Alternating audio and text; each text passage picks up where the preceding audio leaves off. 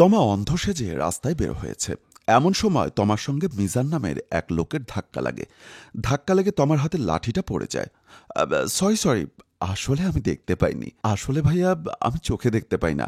আমার লাঠিটা যে কোথায় পড়ল, একটু যদি খুঁজে দিতেন। ও হ্যাঁ, দাঁড়ান, আমি লাঠিটা তুলে দিচ্ছি। বলেই মিজান যখন পিছন দিকে ঘুরেছে, তখন তমা মিজানের পেছন থেকে মানিব্যাগটা নিয়ে নেয়। মিজান লাঠিটা তুলে দিয়ে সেখান থেকে চলে যায়। নয়ন রাস্তার পাশে দাঁড়িয়েছিল। তমা এবার তার বন্ধু নয়নের কাছে গিয়ে বলল, কিরে, বলিস যে আমি নাকি কোনো কাজের না? দেখ, আজ বড়দান মেরেছি।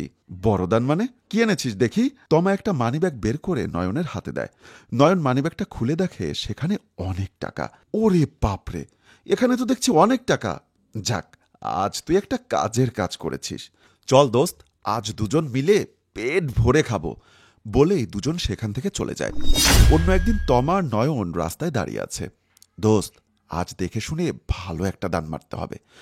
ওই যে দেখ, ওই লোকটার হাতে দামি একটা মোবাইল, ওইটা আজ আমার চাই। বলেই তমা লোকটার কাছে যায়। লোকটা হেঁটে আসছে। এমন সময় তমা আবার লোকটার সাথে ধাক্কা খায় এবং এক ফাঁকে লোকটার মোবাইল নিয়ে নেয়। এবার তমা একটা ফাঁকা জায়গাতে চলে আসে। কিরে, কাজ ওকে? দূর, তুই বললি দামি মোবাইল, এখন দেখি ডিসপ্লে ফাটা। কি বলিস, ডিসপ্লে ফাটা? হ্যাঁ, এই যে দেখ, আজ কপালটাই ফেটে গেছে। আজ ভালো কিছু হলো না রে। এমন সময় তমা দেখে সাদ নামের একজন হেঁটে আসছে। দেখে মনে হচ্ছে খুব মালদার পার্টি। দোস্ত, মুরগি একটা পাইছি, তুই আমার সাথে থাকবি, যা করার আমি করব।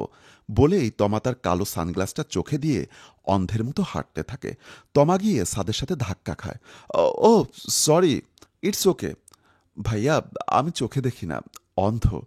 আমার লাঠিটা যদি একটু খুঁজে দিতেন। ও হ্যাঁ, শিওর।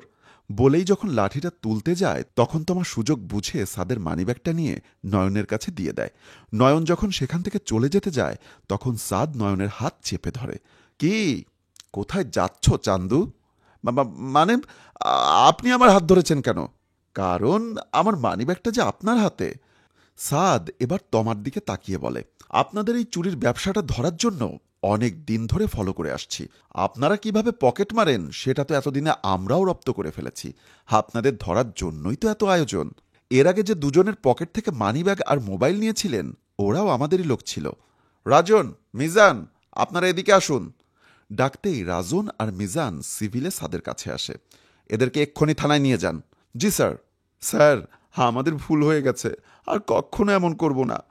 আমাদেরকে মাফ করে দিন। কথা দিলাম আর কোনো দিন এই কাজ করব না, প্লিজ। ঠিক আছে, এতদিন যে অন্যায়গুলো করেছেন সেটার জন্য তো আগে সাজা পান, তারপর দেখা যাবে। এই যান, আপনারা ওনাদেরকে থানায় নিয়ে যান। বন্ধুরা, আমাদের এই গল্পটি যদি আপনাদের ভালো লেগে থাকে, তাহলে অবশ্যই লাইক, কমেন্টস এবং শেয়ার দিয়ে আমাদের পাশেই থাকবেন। খুব শীঘ্রই আবারও কোনো নতুন গল্পে আপনাদের সাথে দেখা হবে। ধন্যবাদ সবাইকে।